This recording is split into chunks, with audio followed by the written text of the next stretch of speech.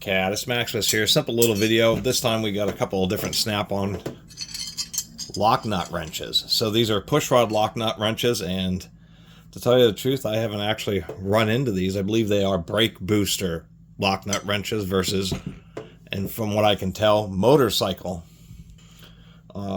Like Harley has lock nuts associated with the push rods, but most push rod automotive engines, the rods themselves don't have lock nuts.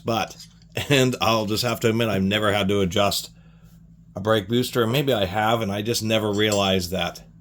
I believe I have adjusted brake pedals. So you have the situation, particularly in older cars,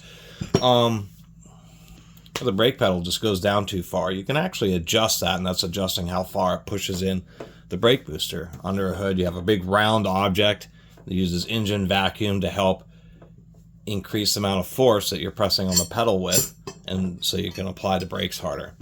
So how those work is they have a plunger, and then you have like the fork where the brake pedal is, and then you'll have a nut on each side that locks down the fork. So what we have here is a 5/16 and a 1/2 inch special wrenches that are designed to reach around. They have maybe a 10-degree angle, so they're designed to get in there, reach around, and then like loosen the rear lock nut and be able to make those adjustments. Now on this 1/2 inch one, we can see that they've blind broached it. It's been kind of stamped down, but it has a little bit of a lip there. So the idea is that when you're reaching on a rear bolt or nut, that little lip will catch and make it easier for you to keep the wrench on that little nut. As far as the fit and finish, these are actually some pretty crude snap-ons. They're probably one of the crudest of all snap-on hand tools, or any that I've seen in a while. It's just a steel rod, a little bit of light knurling, and then they just forged out the end, but it's just really kind of wonky. Just, I mean, it works, and they truly are snap-on. This happens to be the M3517B and 1/2 inch USA. Interestingly enough, this is one of those snap-on tools where there is no date code. This just wasn't worth them putting a code on it. The other one that I have here happens to be the 5/16, so this is the M3518 5/16. So I thought, interestingly enough, this 5/16 is a lot straighter, has a lot less of an angle than the 1/2 inch one.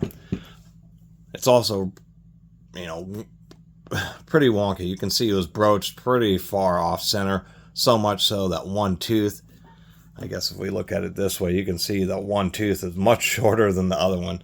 But nonetheless, 5/16 or 8 millimeters is a very common fastener size, particularly like in electrical work and appliance or in appliances. And I thought, just alone, this wrench is pretty handy just for being able to break and loose faster. Get just a easier, more convenient reach.